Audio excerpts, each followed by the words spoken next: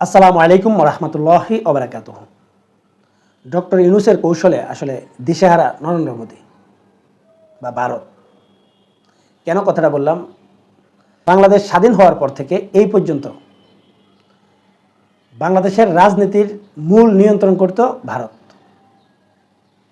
এটা আপনাদের প্রত্যেককে স্বীকার করতে হবে। এবং ভারত বাংলাদেশকে এমনভাবে নিয়ন্ত্রণ করত যে বাংলাদেশের ফরেন পলিসি কেমন হবে সেটাও কিন্তু ঠিক করে দিত ভারত।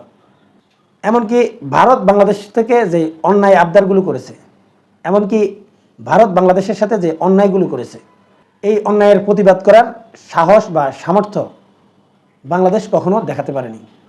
ইউনূস সরকার আসলে যেভাবে এই বাংলাদেশের ফরেন পলিসি ঠিক করছে এবং যা কিছু করছে, আমার মনে হচ্ছে যে সব কিছু আসলে ভারত কেন্দ্রিক।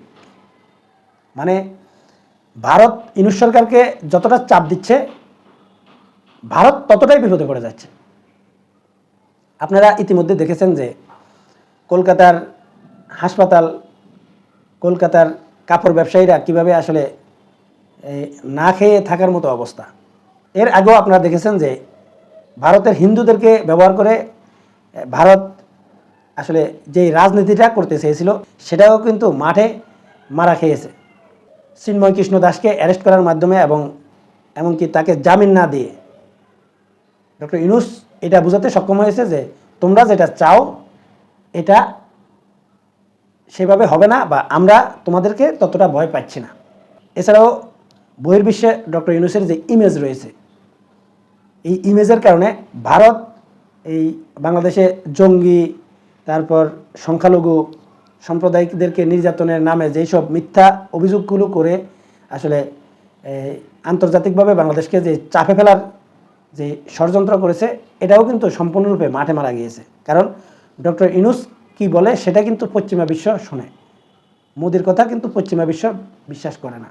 এমনকি এই পশ্চিমা বিশ্ব এটাও মনে করে না যে ডক্টর ইউনূস থাকা অবস্থায় বাংলাদেশের জঙ্গিবাদ মাথা তুলে দাঁড়াবে, এটাও কিন্তু পশ্চিমা বিশ্ব বিশ্বাস করবে না। সবগুলো মিলিয়ে এই বাংলাদেশের বিরুদ্ধে ভারত যতগুলো কৌশল অবলম্বন করছে, প্রত্যেকটা কৌশল কিন্তু মাঠে মারা যাচ্ছে ডক্টর ইউনূসের ইমেজের কাছে। এছাড়াও আপনারা দেখেছেন যে ভারত বাংলাদেশকে চাপে ফেলার জন্য নিত্য নতুন কিছু কৌশল অবলম্বন করছে। যেমন ভারত বাংলাদেশের ট্রান্সশিপমেন্ট বাতিল করে বাংলাদেশকে চাপে ফেলতে চেয়েছে, কিন্তু উল্টো এখন ডক্টর ইউনূস যেই পরিকল্পনা নিয়েছে, এই পরিকল্পনায় আসলে সম্পূর্ণরূপে দিশেহারা অবস্থায় নরেন্দ্র মোদী। আসলে সেটা কি একটু আপনাদেরকে পড়ে শোনাচ্ছি। ট্রানজিট ও ট্রান্সশিপমেন্ট সহ ভারতকে দেওয়া সব সুবিধা বাতিল চেয়ে সরকারকে আইনি নোটিশ পাঠানো হয়েছে।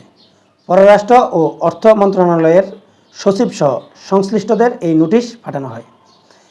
বৃহস্পতিবার 17 এপ্রিল সুপ্রিম কোর্টের আইনজীবী মোহাম্মদ আজিজুল হক এই নোটিশ পাঠিয়েছেন। এই বিষয়ে বাংলাদেশের এই আইনজীবী বলেন, নোটিশ পাওয়ার পর সরকার যদি ভারতকে দেওয়া ট্রানজিট এবং ট্রান্সশিপমেন্ট সুবিধা ও বৈষম্যমূলক চুক্তি বাতিলে পদক্ষেপ গ্রহণ না করে তাহলে প্রতিকার চেয়ে উচ্চ আদালতে রিট করা হবে।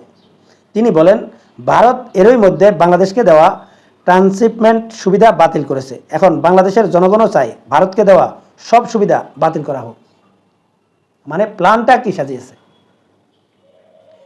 মানে ভারত বাংলাদেশ থেকে যেই সব সুবিধাগুলো আগে নিত, কিন্তু বিনিময়ে বাংলাদেশকে আসলে এই ছোটোখাটো যে সুবিধাগুলো দিত,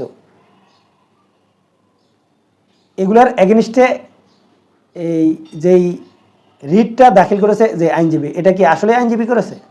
মানে ভারত যে খেলাটা খেলেছে যে এই ভারতের ব্যবসায়ীরা আসলে অভিযোগ করার কারণে তারা যেটা বাতিল করেছে, এখন বাংলাদেশের জনগণ অভিযোগ করার কারণে সেটা বাতিল করবে, বা বাংলাদেশের ব্যবসায়ীরা যেটা চায় সেটা করবে। যেমন আপনারা জানেন যে কিভাবে সুতা বন্ধ করে দিয়েছে। মানে ভারত এতদিন যাবৎ বাংলাদেশকে নিয়ে যে খেলাটা খেলতো, এই খেলাটাকে আসলে সম্পূর্ণরূপে ডক্টর ইউনূস ধ্বংস করে দিয়েছে। এমনকি বাংলাদেশের ফরেন পলিসি এখন বাংলাদেশ নিজেরাই সিদ্ধান্ত নিচ্ছে যে তারা কিভাবে এই বহির্বিশ্বের সাথে তাদের সম্পর্ক তৈরি করবে। সম্মানিত দর্শক, আপনারা কি মনে করেন কমেন্টসে জানাবেন। এখনকার মতো এই পর্যন্তই। আল্লাহ হাফেজ।